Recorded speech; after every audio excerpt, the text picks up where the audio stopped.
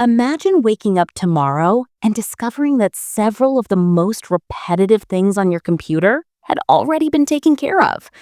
Not because you hired someone, not because you spent hours learning complicated software, but because you gave AI a job and let it handle the boring parts. And here's the interesting part. You probably don't need AI to do your entire job. There are just a handful of tasks that you should probably stop doing manually. Today, I'm going to show you 5 of them, and more importantly, where AI can realistically help without you handing over complete control. Think about how much of your workday is actually spent doing work that requires your experience, and how much is spent moving information around, copying something from one place to another, writing the same type of email again, searching through documents, summarizing information, scheduling meetings, creating the first draft of something you could explain in your sleep. Those tasks may be necessary, but they're not necessarily valuable. And that's where AI is becoming much more interesting. Because the biggest shift happening right now isn't simply that AI can answer questions better. The first one is email. And I don't mean letting AI send emails to everyone in your address book. I mean letting AI help you figure out which emails actually deserve your attention. Imagine opening your inbox and seeing 3 categories. Needs my attention, can be answered automatically, can wait. That's already useful. Instead of spending 45 minutes going through 100 messages, you could start with the 10 that actually matter. AI can summarize long threads, identify questions, extract important dates, and draft responses. And here's where this gets even more useful. Suppose someone sends you a long customer email with 5 different questions.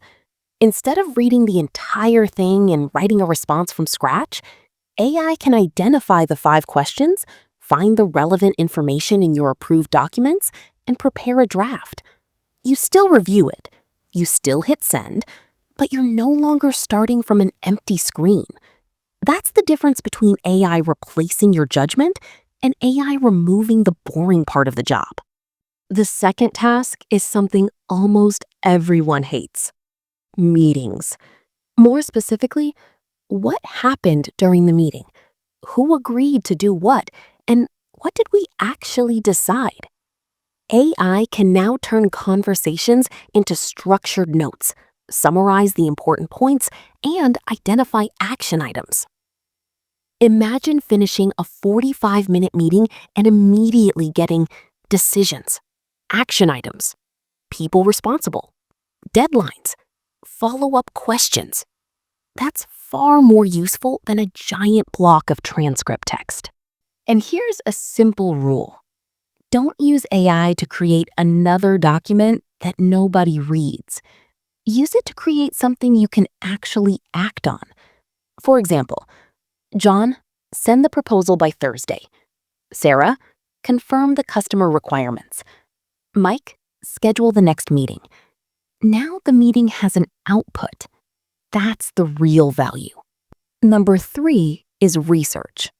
This is one of the areas where AI can save an enormous amount of time, especially when you're dealing with information that's already sitting in your documents.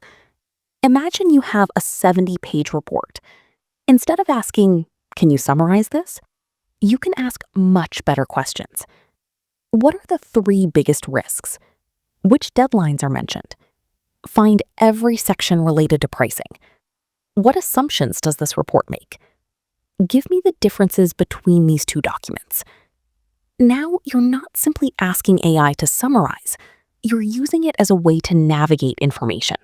And this is particularly useful for people who spend time reading proposals, reports, manuals, policies, research papers, or business documents. But there is an important warning.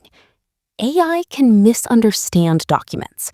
It can miss context, and it can confidently give you an incorrect answer. So for anything involving legal, financial, medical, or other high-stakes decisions, Treat AI as a research assistant, not the final authority. That's a recurring rule for this entire video. Let AI do the heavy lifting.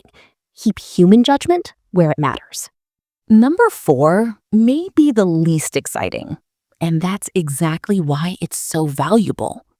Data entry. Imagine information arriving through email. Someone has to read it, extract the important details, put those details into a spreadsheet, update another system, send a notification, and then repeat the process again and again and again. This is precisely the type of workflow that automation is good at. AI can help interpret messy information, while automation tools can move that information between systems. For example, a customer fills out a form, AI reads the request, it identifies what the customer needs. The information is added to the appropriate system. A task is created, and the right person gets notified. That's not science fiction. Businesses are already experimenting with AI across productivity, marketing, customer service, analytics, and other operational tasks. The important part is starting small. Don't try to automate your entire company. Find one repetitive process. Document the steps. Automate the boring parts. Then see what happens. And number 5 is probably the easiest one to start with. First drafts.